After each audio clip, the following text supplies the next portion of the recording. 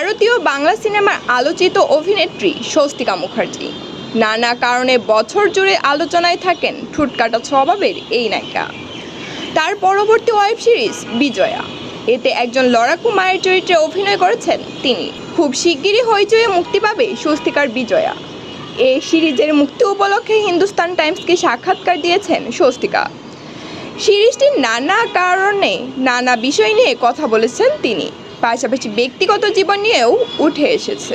এই আলাপচারিতায় স্বস্তিকার কাছে জানতে চাওয়া হয়, ওয়েব সিরিজের গল্পের মতো বাস্তব জীবনেও আপনি খুব স্পষ্ট একজন বক্তা, এজন্য বিতর্কে জড়াতে হয়, এতে করে আপনার ভয় করে না?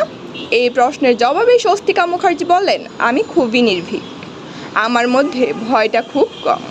আমি এটা বললে মানুষ আমাকে গালাগাল দেবে, ভয় দেখাবে, এগুলো ভেবে পিছিয়ে যায় না। আর লোকে কি বলবে, লোকে আমাকে নিয়ে কি ভাববে, এটা আমার একেবারেই বিচলিত করে না। তাই আমার যেটা ঠিক মনে হয় আমি সেটাই করি।